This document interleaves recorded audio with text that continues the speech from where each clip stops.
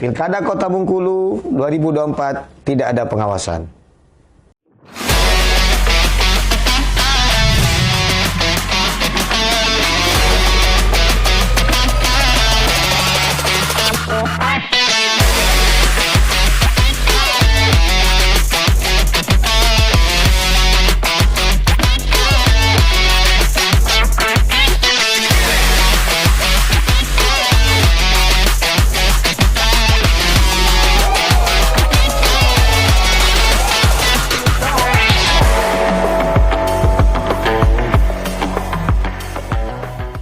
Baik, saya akan membahas pengawasan Pilkada 2024 di Kota Bengkulu.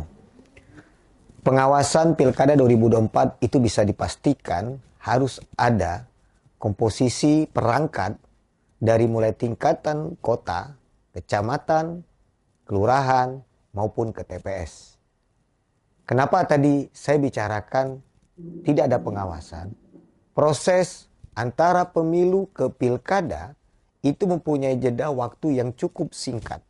Sedangkan kita ketahui di Bawaslu Kota Bengkulu itu ada beberapa kecamatan hasil dari existing itu dievaluasi secara kinerja dan akhirnya tidak diperpanjang untuk melakukan proses pengawasan. Dalam proses existing ini pun ada beberapa kecamatan yang memang kita terkendala soal rekrutmen ini. Mulai dari orang yang ingin mendaftar maupun keterwakilan perempuan. Ada 2 poin itu soal kekurangan orang yang mendaftar dengan keterwakilan perempuan. Apakah ini sampai turun di tingkat kelurahan? Jawabannya iya. Di tingkat kelurahan kita sampai memperpanjang masa pendaftaran dari pendaftar pengawas kelurahan. Nah, di kecamatan ketika kita sudah menyelesaikan proses pendaftaran untuk pendaftar yang baru di luar existing, kita sudah mendapatkan, alhamdulillah kemarin ada beberapa proses yang dilakukan, itu akhirnya mendapatkan pengawas di tingkatan kecamatan yang ada di beberapa kecamatan. Nah, di tingkat kecamatan sudah kita selesaikan dalam proses rekrutmen ini, langsung karena ini jaraknya cukup berdekatan, langsung proses rekrutmen pengawas kelurahan. Walaupun itu dilakukan oleh kawan-kawan pengawas kecamatan, tapi Bawaslu Kota mempunyai tanggung jawab untuk mengevaluasi dan meninjau serta melakukan edukasi juga pengawasan kepada kawan-kawan di tingkatan kecamatan.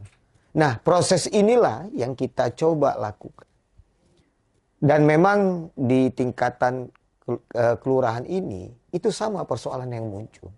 Soal keterwakilan perempuan yang menjadi fokus utama kita, yang pada akhirnya itu menjadi PR di kita, Bawaslu Kota Bengkulu, yang pada akhirnya itu diperpanjang masa pendaftaran karena kurangnya keterwakilan perempuan dari jumlah pendaftar.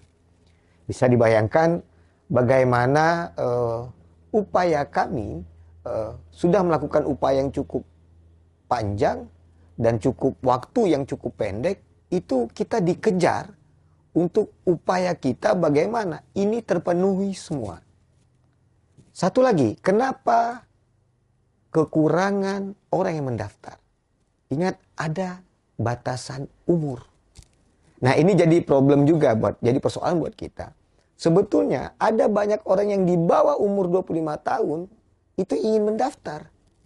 Tapi karena ada syarat yang mencantumkan minimal umur seperti itu, maka ini menjadi sebuah kendala buat kita juga.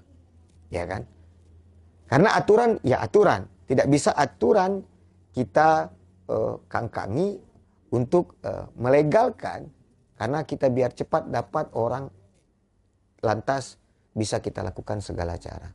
Karena kita ingat ya, kita harus ingat bahwasan Bawaslu itu jelas menegakkan keadilan pemilu. Artinya dari posisi di internal pun kita harus tegakkan komitmen itu. Dan itu harus konsisten dengan apa yang sudah menjadi marwahnya Bawaslu.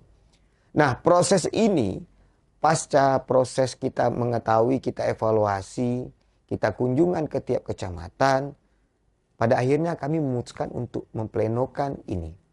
Dalam proses pleno ini memang kita mencoba mereview, mengkaji di beberapa kecamatan, kelurahan yang masih kurang terpenuhi dari proses yang 2 tadi. Nah, dalam proses pleno kita ini, itulah kita akhirnya breakdown ke kawan-kawan di pengawas kecamatan. Nah, ini yang kita lakukan. Jadi, kita coba merumuskan strategi-strategi bagaimana upaya-upaya kita Bawaslu Kota Bengkulu untuk merekrut kawan-kawan pengawas di tingkat kelurahan ini. Strategi yang kita rumuskan inilah pada akhirnya bisa membawa proses Pilkada tahun 2024 bisa berjalan dengan baik. Proses rekrutmen ad hoc dari mulai tingkatan kecamatan, pengawas kelurahan, sampai ke pengawasan TPS, alhamdulillah bisa berjalan dengan baik, walaupun tadi ada kendala-kendala. Strategi yang kita rumuskan sampai tingkatan bawah bisa menjadi sebuah strategi rujukan ke depan bagaimana proses kita lakukan dalam mengawal demokrasi. Sekali lagi, proses Pilkada tahun 2024 di Kota Bengkulu bisa terawasi.